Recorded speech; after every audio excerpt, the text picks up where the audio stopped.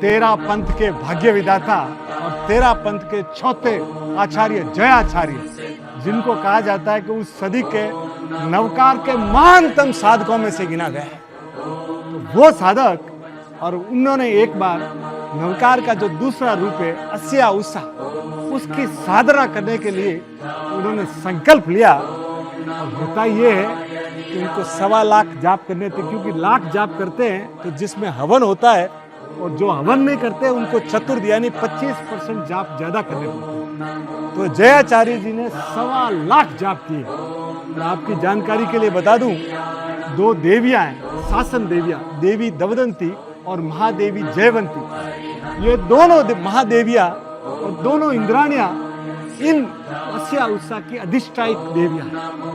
तो गुरुदेव बाजोली में विराजमान थे, और इनकी पूरी ये बात है विक्रम संवत 1900 की, और माघ सुदी 7 का दिन, जाड़े की रात, और उस रात चांदनी रात में गुरुदेव के जबरदस्त जाप चल रहे, और जो 1.25 लाख जाप होने को हुए, और इतने में आवाज आती है मथेण वंदामी।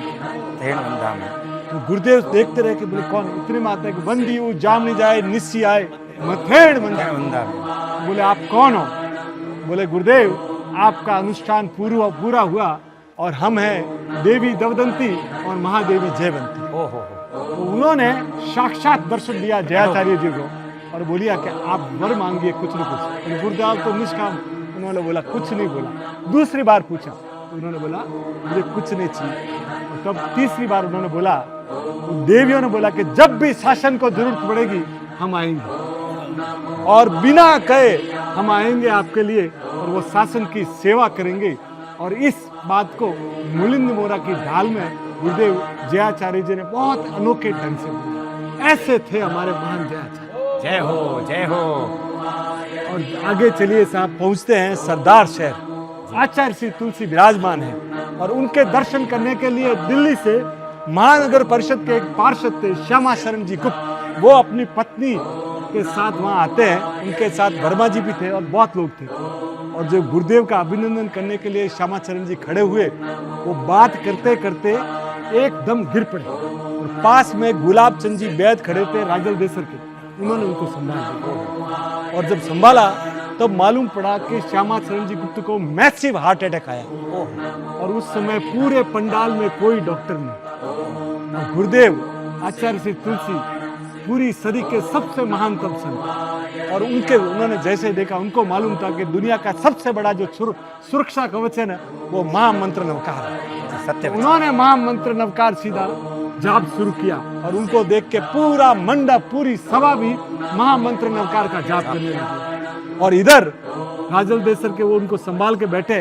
और उनकी नाड़ी बंद होने लगी। 5-7 मिनट तक उनकी नाड़ी बंद हो गई, आंखें हाथ पांव ढीले पड़ गए। गुरुदेव पाठ से उतरे और उनके पास आकर फिर उनके कान में महामंत्र नवकार का जाप किया, और जैसे ही वो नाप किया उनकी आंखें खुल गई। क्या बात। और आंखें खुली, और आंखें खुलते उन्होंने बोला कि मुझे ऐसे लगा कि कोई मुझे हथौड़े से मेरे चेस्ट में मार रहा है। आंखें खुल गई, और इतने में देखिए एक डॉक्टर भी आ गया, और उनका उपचार भी हो गया।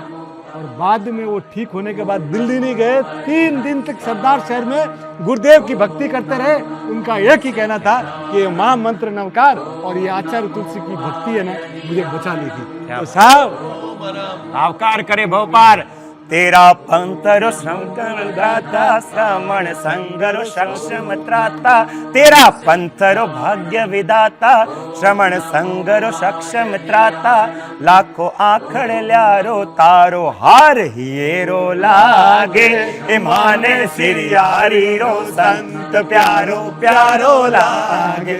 इमाने सिरियारी रो संत प्यारो प्यारो लागे। ओम अरहम, ओम नवकार करे Bhopal. Thank you sir, thank you.